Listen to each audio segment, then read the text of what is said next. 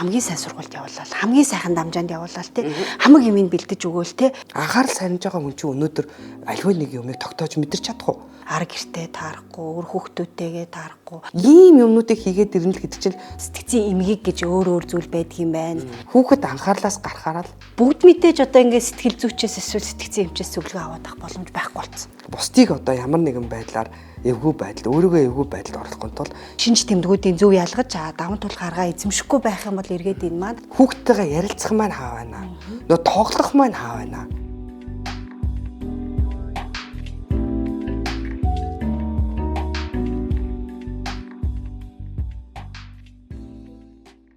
сайн байцгаана уу?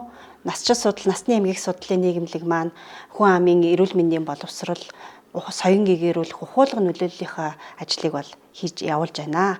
За бид нар насчин судал, насны эмгэг судлалын нийгэмлэгийн Facebook пэйжээр, за YouTube дээр мөн адил нэрээр одоо ингээд эрүүл мэндийн боловсрол олгох үйл ажиллагаагаа явуулж байгаа. Та бүхэн маань YouTube суваг дээр subscribe дараад бидний үйл ажиллагааг дэмжээрэй. За өнөөдөр бид нар одоо эрүүл насжилтанд нөлөөлж байгаа хүчин зүйлүүд дундаас бас нэлээд өндөр байр суурьтай орж ирдэг нэгэн зүйлийг бол одоо ярилцахын тулд нийгэмлэгийн тэргүүн оюун амт даргыгаа өрөөсөн байгаа. За энэ маань юу вэ гэхээр сэтгцийн эрүүл мэндийн асуудал байна. За энэ сэтгцийн эрүүл мэндийн асуудал яагаад юм чухал болцсон юм бэ? Энэ талаар та нэг сайхан яриад өгөөч. Тийм. Тэгэхээр ер нь бол аль ч эрүүл мэнд тэр дотроос ер нь эрүүл мэнд гэдэг ойлголт бид нар ярьдаг шүү дээ. Тэгэхээр дэлхийн эрүүл мэндийн байгууллагаас эрүүл мэнд гэдэг юуг тодорхойлсон байдаг гэхээр хүн өвчин эмгэггүй төдийгүй бие сэтгэц нийгмийн хувьд эрүүл байх, сайн сайхан байх явдлыг бол эрүүл мэнд гэж тодорхойлсон байна. Тэгэхээр бид нар өвчин эмгэггүй гэхээр өвчний тухай бол нэлээд ярьлаа шүү дээ, тийм ээ. Эмгэгийн талаар ярьлаа, эмгэг байдлын тухай. Жишээлбэл бид нар одоо бодисын солилцооны эмгэг түүнд нөлөөлж байгаа өвчин зүйлүүдийн тухай ярьсан. Тэгвэл нөгөө талд нь байж байгаа нэг том зүйл юу гэхээр сэтгэц гэдэг үг яригадаад байна шүү дээ. Нийгэм сэтгэц гэдэг үг. Тэгэхээр энэ нийгэм сэтгэц гэдэг үгийг бид нар эрүүл мэндэд оруулж ирж тодорхойлж байгаа учир нь юу гэхээр хүн гэдэг чинь нийгмийн амьтан. Тэндээ байхдаа бие махбод төдийгүй сэтгцийн хувьд эрүүл байжээч өнөөдөр бид яадаг нийгмийн идэвхтэй гишүүн болж амьдарч чаддгийг хэлээд байгаа. Тэгэхээр энэ дотроос сэтгэц гэдэг асуудал хэрвээ эргэтийн шүү дээ, тийм ээ. Бид нар сэтгэл гэдэг эргэтний тухай ярьж байгаа. Бид нар ингээд ходоод өвдөөд гэх юм бол хүн болгон ходоод ойролцоо газараа заадаг, тийм үү. Тэгэхээр сэтгэл өвдөөд гэхээр яг сэтгэлийг заах газаргүй юм шиг санагддаг. Гэтэл сэтгэл гэдэг бол би өөрөө юм. Бид бүгд өөрөө юм. Тийм ээ. Тэгэхээр тэнд бидний сэтгэл оршиж байгаа дээр тарих гэж ярьдаг хэдийгээр тийм боловч сэтгэлийн оршоогүй газар гэж баг байхгүй гэж үзэж болно. Яагаад гэж байгаа гэхээр сэтгэл хямрахад бүх бие хямардаг байхгүй. Тийм учиртай. Тийм учраас бид нэр сэтгэлийн тухай, сэтгцийн тухай ингээ ярина гэдэг бол маш өргөн хүрээний асуудал. Тэр дотроо хүн болгон зайлшгүй мэдэж өөрөө анхаарч авахгүй энээс шалтгаалсан амьдралын асуудлууд, эрүүл мэндийн асуудлууд, тийм ээ. Дээрэс нь бүр амь насны асуудлууд үүсдэг. Ийм асуудалтай. Тийм учраас энэ маш чухал асуудал. Тий. Одоо би жишээлбэл дотрын эмч айлаа гэдээ үзэхэд одоо манай зовирд ойлгомжтой, тий, эргэтэн ойлгомжтой, онцлогоонд оншилж болдог, тий, дүрсээр харж болдог. Тэгэхээр бид нар болохоор нөгөө харж, оншилж, нотолж чадж байгаа юм эмчлээд идэх хэрнээ эмчилгээний үр дүн бас төдийлөн гарахгүй байгаад байгаа байхгүй. Тэ зарим хүнд. Тэгэхээр тэр яаж ийнө вэ гэхээр нөгөө эрүүл мэндийг сүлжилтэд үүсгээд байгаа бид нар яалт байхгүй сэтгэл зүй сэтгэц нэмээд нийгэмшгүй асуудлыг бид нар үнэхээр давхарл ингэж ярьж байхгүй бол тэ ганцхан эрүүл мэндийн шийдчлээ гэхэд юусоо тий ганцхан бие махбодын эрүүл мэнд биш тийм ээ бие махбодын эрүүл мэнд биш гэдгийг нь одоо бүр бүгдээрээ нотлоод одоо ингэж харуулад байна шүү дээ тий. Тэгэхээр Монгол улсад нөө сэтгцийн эрүүл мэндийн тухай хуультай орон баггүй юу? Ийм олон орон байдаг. Тэдний нэг тэгэхээр сэтгцийн эрүүл мэндийн тухай хуулийн дээр бид сэтгцийн эрүүл мэндийн тухай тодорхойлсон байдаг. Юуг тодорхойлсон байдаг вэ гэхээр сэтгцийн эмгэггүй төдийгүй хүн оршин байгаа нийгэм хүрээлэн байгаа орчиндөө тасан цогцож чаддаг. Ажиллаж чаддаг. Амьдарч чаддаг. Суурч чаддаг, тийм ээ. Тэр одоо нийгэмд эзлэх байр суурь эзэлж чаддаг. Тэрнийхээ дагуу нийгэмд хувь нэмрээ оруулж чадж байгаа бол та яаж вэ? Сэтгэц эрүүлэг тооцдог байхгүй. Тэгэхээр нөгөө энэний цаатал маш том юм хэлээд байгаа. Тэгээ энэ зүгээр нэг сэтгэц гэдэг юмны тухай ш тэ. Тэр эрүүл мэнд гэдэг чинь ерөөсөө хүнийг бүхлээр нь тодорхойлж байгаа асуудал болж байгаа байхгүй. Тийм байдаг. Би ингээ сая тантай яриа сууж байхад би яг нэг эмч гэдэг утгаараа би зүгээр ээж хүн гэдгээрээ тэ орчин үед байгаа ээж аауд хүүхдээ яг өсөж явах үеийг бас ингээд харьцуулах гэдэг л да. Юу гэхээр зарим хүүхэд ингээд хүүхдээ хамгийн сайн сургуульд явуулаад хамгийн сайхан дамжаанд явуулаад тий хамаг юмыг бэлдэж өгөөл тий ингээд ерөөсөө тэр хүн бол зүгээр аквариумын загас шиг л ингээд бүх юмыг бэлдүүлээд тэгэл зөвхөн тэр хүн сургал өргөтэй болчиход байгаа байхгүй. Тэгвэл тэр тал дээр. Тэгэхээр бид нэр өнөөдөр хүн гэдэг ямар юм бэ гэж бодох хэрэгтэй болж байгаа. Хүн гэдэг чинь орчин тойрондоо бүх юмд сонирхдаг. Хүнд өнөөдөр алдаж ондог. Тэгээ хүн чинь буруу зөв юм хийдэг. Тэгээ тэрнээс дан ганцхан нэг юм бэлтгэгдсэн аквариум дотор амьдрах юм биш үү? Бид нар одоо хиймэл орчин гэж ярьдаг шүү дээ. Хиймэл орчин дотор бид нар байх юм биш байхгүй. Бид нар чинь нийгмийн тэр бүх ороо бусгаа зөв буруу тий хөгжил дэвшил тийм ээ уналт суурил энэ бүх дотор явж байгаа юм байхгүй. Тэгэхээр хит ингээд нэг талтыг баримтлаа явчих юм бол нөгөө талтаа нийгэмд тэр хүн ерөөсөө нийгэмшиж чадахгүй болчихж байгаа. Одоо жишээл тийм хүүхдүүдийг би зөндөө мэднэ тий одоо тийм тохиолдолд үзүүлж ясан хүүхдүүд байж байна. Чи яасан гэхээр аав ээж болоод тэр хүүхдүүдийг лидер болгохыг хүсдэг. Нийгэмд болоод тийм л байлгахыг хүсдэг. Тэр лидер гэдэг хүн чинь өөрөө нийгэм дасан зочиж чадсан байх хэрэгтэй байхгүй юу? Дасан зочин нэг үгээр хүлээн зөвшөөрөгдөж чадна гэсэн. Тэгэхгүй бол ганцхан мэдснээрээ ганцхан мэдлэгийг бүтээснээрээ тий нийгэм дасан зогсож байгаа биш байхгүй юу? Одоо хүүхэд ингээ ярьж байгаа надад одоо тийм тохиолдол гарч ирсэн. Одоо манай хүүхэд ингээ сэтгэл готролд ороод ингээ эмчлүүлээд байгаа. Тий эмчилж байгаа юм ууж байгаа. Тэгтээ одоо манай хүүхэд завгүй. Тэгээ хизээд үзүүлэх вэ гэдээ асууж юм л да надад тий. Тэгээ би хэлж байгаа байхгүй тэр хүн. Хүүхэд завгүй байлгахыг хүүхэд хийгээд байна уу? Тийм шүү дээ. Хүүхэд хийгээгүй шүү дээ. Тэрийг тэр хүнийг ямар болгохыг магадгүй хүүхдээсээ асуусан уу асуугаагүй юу? Тэ ярилцсан уу ярилцаагүй юу? Ээж аав хийгээд байгаа байхгүй юу? Завгүй болох юм. Гэтэл хүүхэд гэдэг чинь өөр өөрийнхөө насанд хийж чадах, дасан зохицож чадах цаг хугацаа, орон зай тэр бүхэн хэмжээтэй байхгүй юу? Бас тодорхой хэмжээтэй. Амрах цаг хугацаатай. Одоо насанд хүрсэн хүнийг бодоход хүүхдийн ачаалга чадвар чинь бага шүү дээ. Тэгэхэд бид нэр насанд хүрсэн хүнч давж гарахааргүй ачааллыг хүүхдэд тулгаад авах юм бол хүүхэд яадаг? Бие махбодын хямрахаас илүүтэй сэтгцэн хямардаг байхгүй юу? Сэтгцийн асуудалтай олж эхэлдэг. Тэгээд архаг сэтгцийн хямралууд бий болчих юм бол тэрний асуудал бол эмчлэгдэх гэдэг бол өнөөдөр ходоодны шахыг эмчлэхээс хэд дахин хэцүү асуудал юм шүү дээ. Тийм болдог. Ийм л зүйл тулгардаг байхгүй юу? Тэгэхээр одоо хамгийн элбэг тохиолдод байгаа сэтгцийн эмгэгүүд гэвэл одоо юу байна? Та ингээд одоо яг энэ сэтгэл засал те энэ чиглэлээр бас одоо яг мэрэгсэн өмчийн хувьд ингээд тайлбарлавал. Тэгэхээр бид нар сая сэтгцийн эрүүл мэнд гэдэг асуудлыг хэлсэн шүү дээ тий. Тэгвэл бас нөгөө талд нь бид нар мэдэх ёстой нэг зүйл сэтгцийн тулгамцсан асуудал гэж асуудал байна. Тэгээд сэтгцийн эмгэг гэдэг ер нь юм гурван үндсэн зүйлээр бид нар ойлгох ёстой байхгүй. Тэгэхээр сэтгцийн тулгамцсан асуудал гэж юу гэж хэлээд байгаа юм гэхээр хүнд нийгэм сэтгэл зүйн шалтгааны улмаас хүний сэтгхүү тий сэтгэл хөдлөл зан үйл нь тодорхой хэмжээнд төр хугацаанд хямраад байгаа тэр зүйлийг хэлж байгаа. Тэр зүйлс. Жишээлбэл бид нар өнөөдөр төгжрөл дотор явж байна. Хямардаг штэ. Тэ? Ажил руугаа одоо жишээлбэл очих гээд өглөө одоо 6 цаг гарсан хүн ажлынхаа байран дээр 9 цагт очихгүй байх гэдэг бол юу? Хүний хямрааж байгаа зүйл аахгүй. Нийгэм сэтгэл зүйн хувьд хямрааж байгаа зүйл мөн биз дээ, тэ? Тэр хямралаа хэрвээ засахгүй, арилахгүй л байгаад байх юм бол эмгэг рүү яваад очиж байгаа. Тэр нь юу вэ гэхээр нөө сэтгэл түгших, сэтгэл гутрах, унах энэ бүх байдлаас шалтгаалсан эмгэг рүү яваад очиж байгаа байхгүй юу? Яаж энэ тэр хүн уур бухимдлаа хинд гарах юм бэ? Ажил дээр очиж чадахгүй шүү дээ. Нөгөөдгөө хийх ёстой ажил руугаа ороод явчихна. Орой төгжирж ирээл гэр орондоо ороод ир нөгөө бүх юм нь яг хадгалагцаар л байна. Тэгэхээр энэ байдлуудыг бид нар арилгах ёстой байдаг. Яг Монгол улс бол ер нь түүхэндээ ингэ сэтгцийн чиглэлээр хит хитэн томоохон судалгаанууд хийсэн байдаг. Одоо бидний одоо мэдж байгаа хамгийн сүүлийн хийсэн нэлээд том судалгаа одоо юу гэхээр 2013 онд манай сэтгцийн эрүүл мэндийн үндэсний төвөөс хийсэн судалгаа. Энэ судалгаагаар бол сэтгцийн эрүүл мэндийн төв бол улс орны хэмжээнд хийсэн 11 аймаг Улаанбаатарын дүүргүүдийг хямруулж хийсэн энэ судалгаан дээр хүн амын дунд сэтгэл түгших эмгэг нийт хүн амын дунд 18.4% эзэлж байгаа. Органик бус нойрны эмгэгийг аваад үзэх юм бол 17.5%. Сэтгэл гутрах эмгэг гэхэд бол 6.2%, тийм ээ. Сэтгцийн одоо нэг тодорхой асуудал хүргээд байдаг архин дондох эмгэг. Энэ их ч 6.4% эзэлж шít. Тэгэхээр бид нар 100 хүнээс ингээл бодоод үзэхээр яаж гэнэ? 100 хүний 18.4 буюу 18 хүн нь яаж гэнэ? Сэтгэл түгшилтэй л яваад байна шít. Ямар нэгэн айцтай. Тэгэхээр таны энэ ярьсантай бол бүр яг эмгэг болцсон гэсэн үг шүү дээ. Тийм бүр яг эмгэг онцлогдчиход болоод онцлогдоод эмчлэгдээд одоо эмээ ууж байгаа гэсэн үг. Тэгтэл тулгамцсан асуудал буюу одоо юу гэдгийг өнөөдөр би жишээлбэл шалгалттай маргааш шалгалттай бол төгсчихэл та. Тэгтэл яг нөө гихсэн асуудлууд бас байгаа штэ тий. Тийм тэгэхээр яг 22 онд манай сэтгцэн эрүүл мэндийн үндэсний төвийн чуулган хийсэн байдаг л да. Энэ чуулган дээр одоо яригдж байхад бол манай Монгол улсын хүн амын 25% сэтгцэн тулгамцсан асуудалтай байна гэж гарсан байдаг. Тэгэхээр нөгөө талаас нь аваад юу гэж байгаа юм бэ чи 4 хүн тутмын нэг нь гэсэн үг шүү. 25% чинь. Тэгэхээр 4 хүн тутмын нэгэн сэтгэл төвшөлтөд яваалах юм сэтгэлийн тулгамцсан асуудалтай яваад байвал дараа нь сэтгцэн эмгэг рүү орох нь шүү дээ. Тэрийгээ засаж явахгүй. Тэгэхээр энэ хүнээс гарч байгаа бүтээмж ямар байх вэ гэж.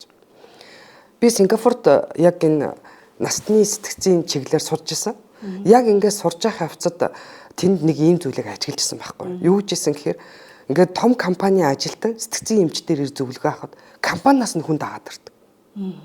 Тэгээд сэтгцэн эмч нөгөө хүнээс нь зөвшөөрөл авч жагаад тэр компани хүнд ингээд зөвлөгөө өгж байгаа байхгүй. За та нар энэ хүнд юу анхаарах ёстой вэ гэдгийг хэлж өгч байгаа. Тэгээ нөгөө компани нь яа тэгэхээр тэр хүн бол маш үнэтэй капитал байхгүй. Тухайн компанийн хувьд энэ хүнийг алдах гэдэг бол тэр хүнийг дахин бүтээж авахд зарцуулагдах хамгийн бага 3-4 жил хэрэгтэй. А гэтэл тэр хүнээ эмчлээд авчих юм бол тэр хүн үйл ажиллагаа явуулсаар л ах болно тийм үү. Тийм учраас компани тэр хүний төлөө тэгж анхаарал тавьж ирж байгаа байхгүй. Тэгээд зөвлөгөө өгөөд явал ойлголоо бид энэ хүндээ цаг тутмын амралтыг нь за мөн одоо цагийн одоо өдрийн цайны амралтыг нь тэрнээс гадна ээлжийн амралт бусад дэмжих үйл ажиллагаа дэмжих юм байна. Гэрэлтэй орчингийн хийж өгөх юм байна, агаарч хүртэл хийж өгөх юм байна гэдэг бүр амар олон зүйлийг ойлгож аваад тэм хүмүүс явж ирсэн. А тэр үтгэл эмнэлэг дээр ажиллаж исэн нэг сувилагч ээлжийнхаа хугацаанд юм унгаад байсан. Жижүүрт хонжоохтой 2-3 удаа юм унгаад ангууд тэдний тасгийн баг эмчин сэтгцэн эмчдэр дагуулж ирж байгаа байхгүй сувилагчаа. Уучлаарай одоо бит хоёр хуйлаа мэдэхгүй байна. Тэгтээ манай хүн ингээ ээлжин дээрээ одоо юм унгаад байдаг болчихлоо. Тэгэл сэтгцэн эмчд ингээ үзүүлээд явсан чинь нөгөө хүн маань яасан гэхээр арга гэрийн зээлийн асуудалтай холбоотой сэтгэлийн тулгамдсан асуудалтай байсан байхгүй. Тэгэхээр нөгөө анхаарал төвлөрөлт нь буурчих байгаа байхгүй. Сэтгцэн тулгамдсан асуудал үүсээд байна гэдэг чинь нөгөө хүний шийдвэр гаргах анхаарал төвлөрүүлэх, үйлдэл хийх гэдэг энэ асуудалтай болоод эхэлж байгаа байхгүй. Тэгэхээр ганцхан тэр тулгамдсан асуудалтай хүн төдийгүй тэр байгууллагын бүтээмж гэдэг зүйл бол давхар тэр хүний оролцоотой байдаг учраас буурдаг байх нь шүү дээ, тийм үү? Ийм учиртай. Тэгэхээр л нөгөө сэтгэц, нийгэм, бие махбод гэдэг энэ гурван зүйлийг огт салгаж болохгүй байгаа учир нь тэр байхгүй. Бид нар өнөөдөр ажил хөдлийн асуудал яриа л. Ажил хөдлийн хувь хэрвээ нэмэгдээл ах юм бол яг уу энэний цаатал дээр сэтгцэн эмгэг нэмэгдээл. Ягдгэр тэр чинь хүн яаж амьдрах юм? Орлого олох хэрэгтэй. Тийм үү? Гэр бүлээ тэжээх хэрэгтэй. Өөрөө хамгийн наад физиологийн хэрэгцээг хангах хэрэгтэй шүү дээ. Хоол ундаа идэх хэрэгтэй, үр хөвгтөө тэжээх хэрэгтэй. Тэгвэл тэр хэрэгцээ алдагдаад байгаа хүн сэтгэл нь яаж тайван байх гэдэг асуудал үүслээ. Тэгвэл тэр хүнийг яг бид нэр игнордод гаргачлаа гэж бодоход цааталт нь улс орны баялаг бүтээх гэдэг зүйл, улс орны хөгжил гэдэг зүйл бол дагаал хоцрогдох юм шиг. Тэгэхээр ингээд томруулаад бодвол энэ бол том асуудал юм байна. А буцаад ингээ хувь хүн дээр нэрээ бодоход бас л энэ бол бас чухал асуудал юм байна шүү дээ. Тийм. Тэгэхээр бид нар ингээд сэтгэл түгших эмгэг сая 18.4% байна гэд хэллээ шүү дээ. Тэгвэл яг сэтгэл түгших гэдэг чинь юу гэдэг юм бэ гэхээр ингээд хүмүүс ингээд заримдаа ингээд бүр айдсан байдалтай, байнга ингээд айдстай тий. Йоо нэг машин ирээд намайг дайрчихудаа ингээд замаар гарчдаггүй ч юм уу тий. А нэг бол ингээд үргэлж нэг төгшөр мэдрээд идэх тий. Яагаад ч одоо ингээд нэг ажил дээр очихоор дарга над руу нэг жоох эвгүй хараад байгаа ч юм шиг тий. Байдал ингээл илрээд идэг ш. Тэгвэл энэ бол тэр сэтгэл зүйч эмгэг байхгүй. Тэр нь юу гэхээр өдөр тутмын тэр үйл ажиллагаагаа явуулахад нь саад учруулад байдаг. Амьдралын чанар сөргөөр нөлөөлөд ш. Тэр хүн чинь тийм айцтай байгаа юм чи анхаарал төвлөрөл байх уу? Алдагдал байна. Алдагдаад байгаа учраас тэр хүнээс гарах бүтээмж сайжрах уу? Сайжрахгүй шүү дээ. Тэгэхээр л яг уу байнгын шаардлагууд нэмэгдээд ч юм уу. Айсгууд гэртээ хүрээд ирлээ автоматчдсан юм шиг байдалтай. Хоолоо идлээ. Хоолноосоо туршил ингээ авахгүй. Ямар ч сайхан ч хамт байсан тэр хүн мэдрэхгүй ч юм уу те. Ийм байдлууд гараад байдаг. Тэгэхээр бид нэр энэ бүгдийн цаатал дээр зүгээр л ингээ сэтгэлхээр сэтгэлийн нэг урвал, сэтгэл хөдлөл бодоод байна. Тэгт үгүй тэгдэхгүй. Бүх сэтгцэн эмгэг үндсэндээ 5 зүйлд нөлөөлдөг. Нэгдүгээр сэтгэлдээ. Сэтгэл зүйн шинжүүдээр яларч гарч байгаа те. За тэр бол ингээ тодорхой бос санаа зовно. Айдас бий болно, тайван бос төгшүүртэй байдлуудыг бий болгож гэдэг юм уу те. А гэтэл нөгөө нэг нь бие махбодын шинжүүд. Одоо бид нар зүгээр хамгийн энгийн нэг сэтгэл төвшөлт байдлыг харъя л да. Тэр юу гэхээр шалгалт өгч байгаа хүмүүс. Шалгалт өгч байгаа хүмүүс яадаг вэ? Аман цангаал, гарын хөлс насгараал, зүрхэн дэлсээл, шис нь ойрхон хүрээл, тэ амжилтанд тавьчтал ингэдэг үстэй маш тухгүй мэдрэмжийг авдаг штэ, тэ. Тэгтэл шалгалтаа амжилттай өгөө гараад ирчихэд тэр бүгд байхгүй болсон байдаг тийм үү? Тэр бүгд байхгүй болсон байдаг. Тэгэхээр энэ юу хэлээд байгаа юм гэхээр бие махбодын ийм шинжүүд өгдөг. Энээс гаднаас яг уу төрхүүлийн шинжүүд өгнө. Төрхүүлийн шинжүүд өгнө гэж ажилласаа хоцрол эхэлнэ шүү дээ одоо энэ хүү нийгэм дээрээ. Тэгээ байнгын хоцролт өгöd байгаа ажилтнтай чи хоцроод байна гэж арга хэмжээ авахаас илүүтэй хоцроод байгаагийн шалтгаан болоод байгаа зүйл нь юу юм бэ? Энэ хүн маань сэтгцийн хувьд асуудалтай яваад байгаа юм биш үстэй гэдгийг бид нар мэдрэх хэрэгтэй юм байна шүү дээ. Тийм. Ийм асуудлууд энэ цаадалд яригддаг. Тэгэхээр би нөгөө насны эмч тэгээ бас 18 жил настай хүнийг үзээд ингээд сууж хаад настай хүмүүсийн дунд бол түгээмэл байдаг. Маш түгээмэл байдаг. Ар гэртээ таарахгүй, өр хүүхдүүдтэйгээ таарахгүй. Тэгээд одоо янз бүрийн юм болохгүй зүйлийг тохиолдох үе тэгээ өвдөж өгөх үе одоо хүүд маань муу юм тохиолдох үе гэл нэг тэр нь амьдралын чанар, нойрны чанар өөрийнх нь бүтээмжинд нөлөөлцөн тэгээд яах нь бие махбодоосоо эмгийг хайгаал ингээл эм чимчи үе цагаал ямар нэгэн л юм хилүүлэх гээд яваад байдаг юм бол байдаг тий. Тэгэхээр энэ бол бас тий биеийн гэхээсээ илүүтэйгээр бас цааталт нь сэтгэл зүйн асуудал байна л гэсэн үг болоод байна. Ер нь бол бид нэг зүйлийг мэдээ хүн гэдэг бол юм сэрэл саатал гэж хоёр зүйл энэ дунд амьдэрдэг шүү дээ тий. Тэгэхээр залуу наснд бол мэдээж хэлэх сэрлийн хурд илүү хурдтай тий саатал багтай. Гэтэл яг ингээд настайгаад гардаг нэг өөрчлөлт юу гэхээр сэрэл бол удаашарч харин саатлын байдал илүү давмгаар руу орж эхэлдэг. Энэ дээрээс нь тухайн хүний сэтгэлийн хэв шинжээсээ шалтгаалдаг. Тэгээ тэр хүний авир аншинтай шалтгаалдаг. Энэ бүгдүүд ингээд нөлөөдөд ирэхээр настай болоод ирэх тусмал яг сэтгцийн хувьд хямрах байдал нь илүү давмгаалах гэдэг байхгүй. Давмгаалах гэдэг. Тэгэхээр бид нар настайчуудыг илүү ойлгох хэрэгтэй байхгүй. Тэр хүмүүстэй ярилцах хэрэгтэй. Настайчуудыг сэтгцийн хямрал төрөгдөг хамгийн том нэг зүйл юу вэ гэхээр ганцаардал.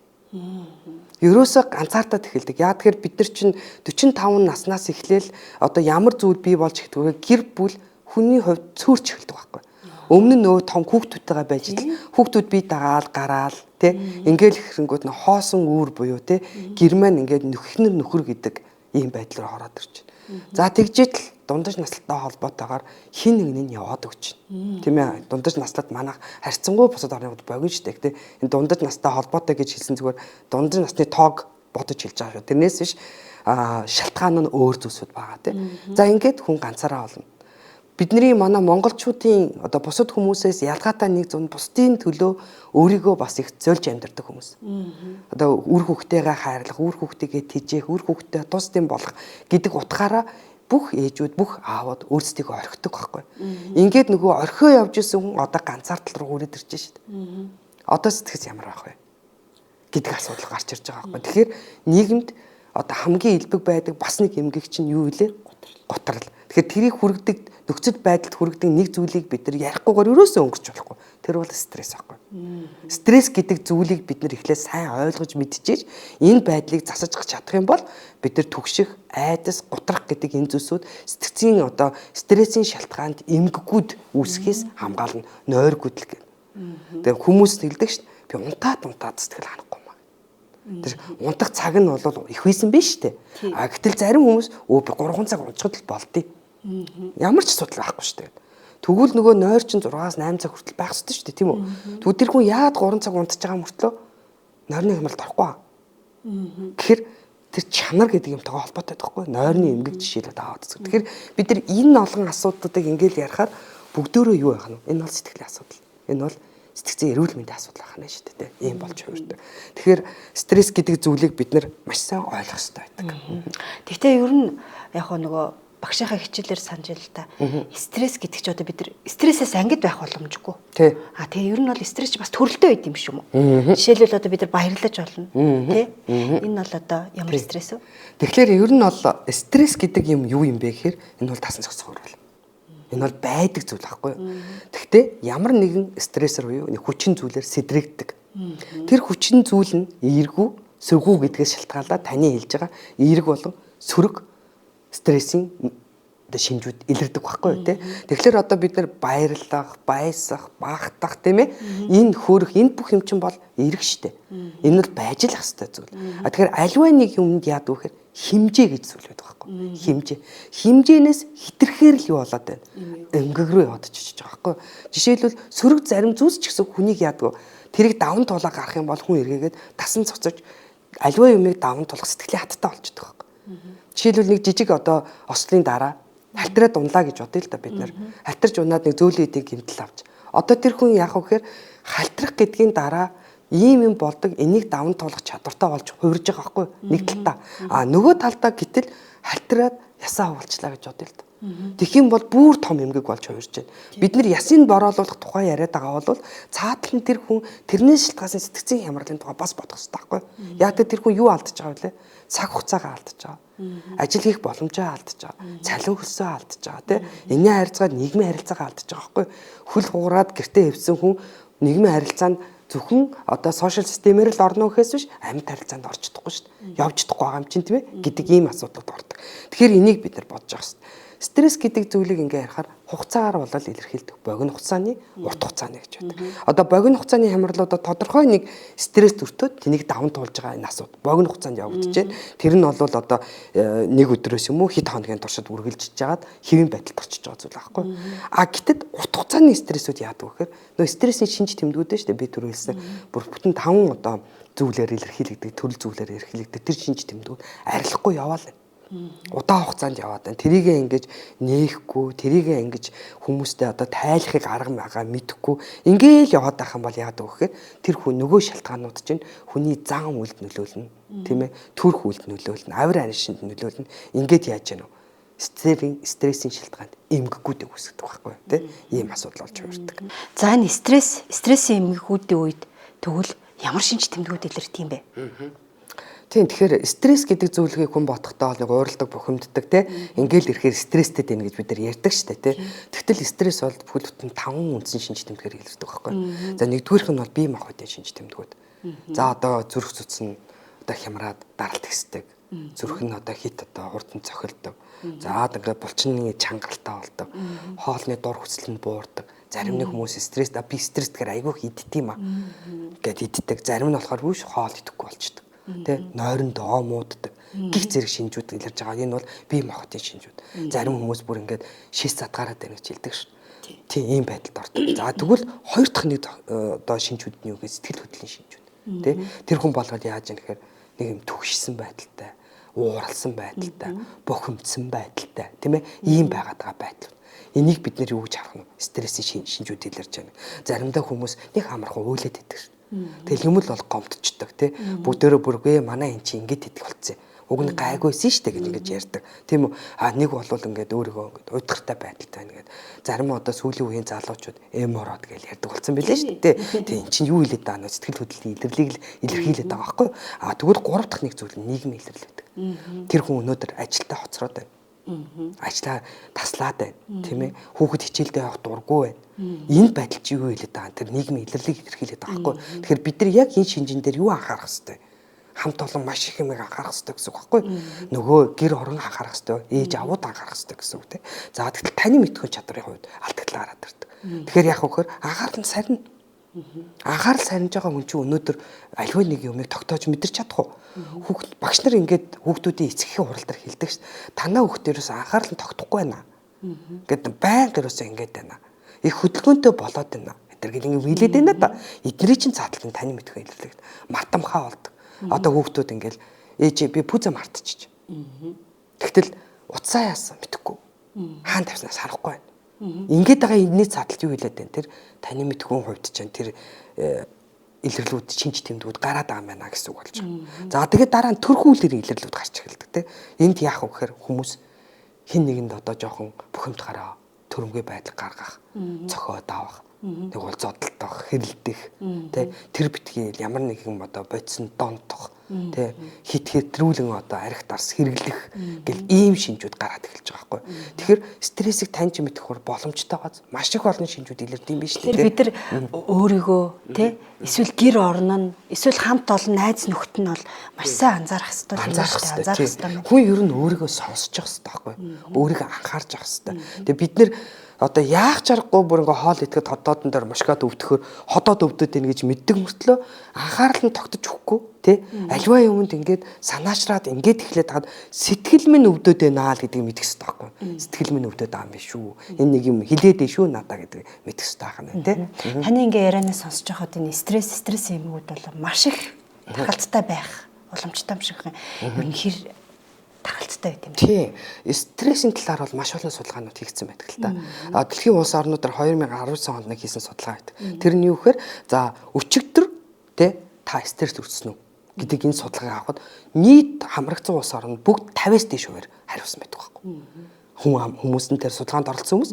Тэгэхэд энэ дотор одоо чир Грек хамгийн өндөр 59%. Тий. За тэгтэл одоо Туркэд 52% ч гэдэг юм уу. Нөгөө бидний аягүй сайн мэддэг Америкийн нэгдсэн улс 55%.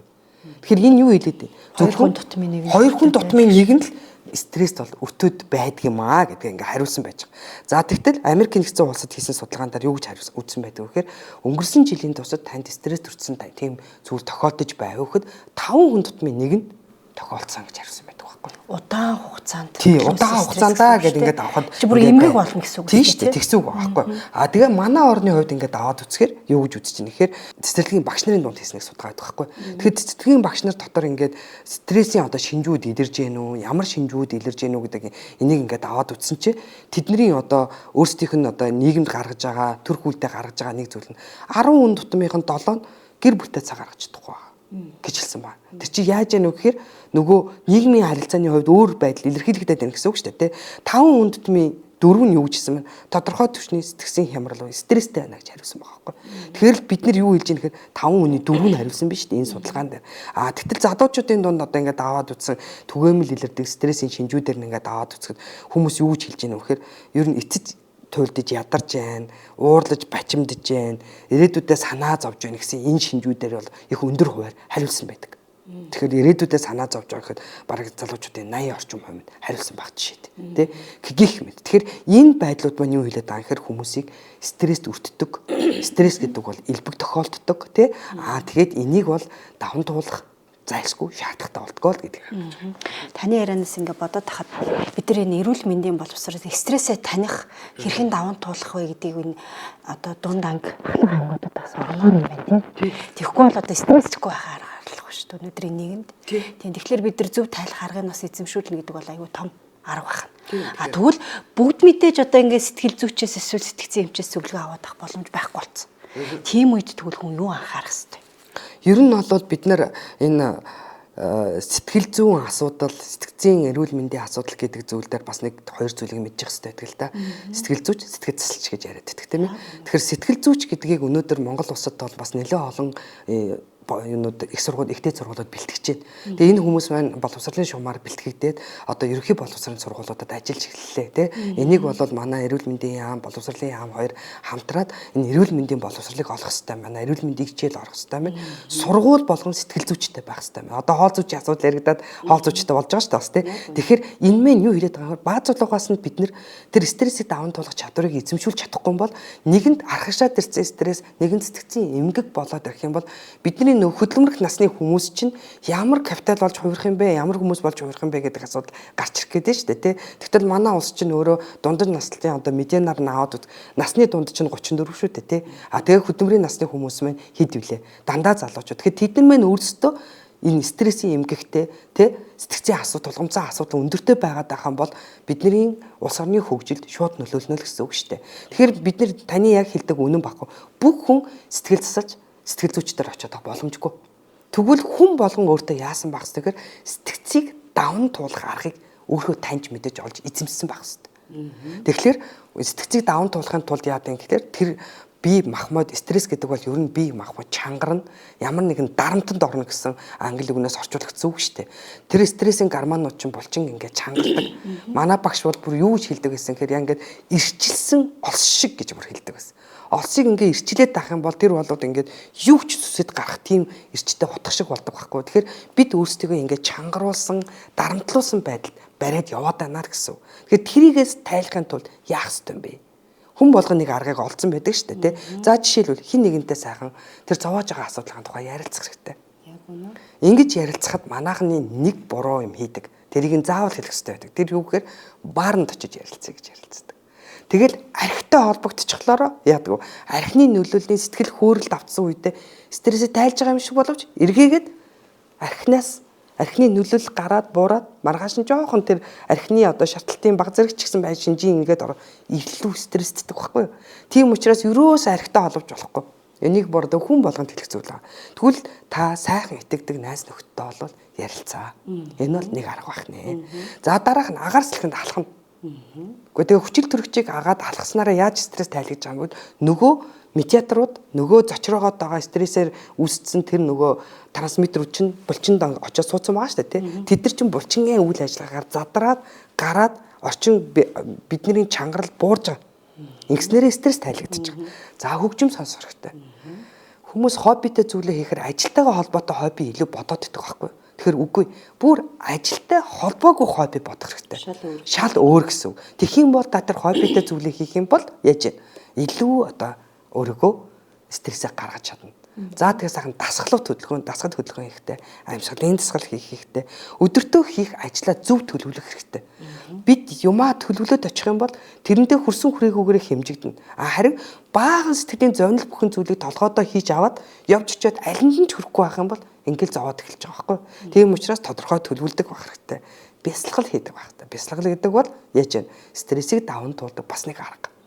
Тэр бодлуудыг зохицуулах, бодлыг удирдах сурах. Тийм ээ, мэдрэмжээ тайлж сурах асуудал. Дээрээс нь унтаж амрах хэрэгтэй. Тэгэд өөрөөгөө бас яг нэг хэв байдалд удаан биш шин зүйлийг сурдаг юм болгож авах хэрэгтэй. За тэгэд уур бухимдлаа одоо эерэг байдлаар даван туулах аргуудыг бас эзэмших хэрэгтэй байдаг л да. Тэгхгүйгээр хүмүүс маань яагаад гэдэг вэ гэхээр одоо маш их тийм сэтгэл хөдлөлийн үед айгүй том шийдвэрүүдийг гаргачаад эргээд тэрнээсээ болоод сэтгцэн эмгтэй болох тохиолдол айгүй гардаг. Тэгэхээр бусдыг одоо ямар нэгэн байдлаар эвгүй байдал, өөрийгөө эвгүй байдалд оруулахгүй тул сэтгэл хөдлөлийн хүнд үед яг ядаж 3 удаа урт амьсгал авч явах хэрэгтэй. Гэх мэтчлэн ийм аргуудыг эзэм сурсан байх хэрэгтэй байдаг. Би жишээлбэл одоо ингээд бас л нөгөө хэрэглэгчийн үүднээс одоо өсвөр насны хүүхдүүд стресстэй тий ээжтэйгээ автаа тохирохгүй эсвэл найз нөхдөдөө муудалцаад садалцаад эсвэл түрүү өрөөндөө ороод ингээд миний тухтай орчин үүсэх гээд ийм арын шин гаргаад байвал тэр хүүхдүүд эцэг ихтэй өгч зөвлөх бай. Тийм тэгэхээр мэдээж хэрэг хүүхд бүхтийн тохиолдол өөр. Ер нь хүүхдийн сэтгэл засал тэгээ хүүхдийн талын асуудал бол гэр бүлийн асуудал байдаг. Ганц хүүхдийн асуудал ерөөсөө байдаггүй. Ихэнх сэтгэл засал чимчнэр хэрвээ хүүхдийн асуудал ярьж байгаа бол бүр гэр бүлийн бүх гишүүдтэй уулзаж ярилцаж ингэж тэр сэтгэл хийдэг. Дангац хүүхдийн тухай ярьдаггүй. Тэгэхээр бид яах ёстой вэ гэхээр нэгдүгээр хүүхэд бүр өөрийн гэсэн тэр мэдрэмжээ тайлдаг аргатай байдаг байхгүй. Тэр нь тоглох, бүтээлч ажил хийх, ээж автагаа ярилцах, агаар салхинд явах ч юм уу те ийм зүйлсүүд байдаг. Тэгэхээр тэр мэдрэмжээ тайдаг аргуудын эцэг хэрэгэлдэг байх хэвээр.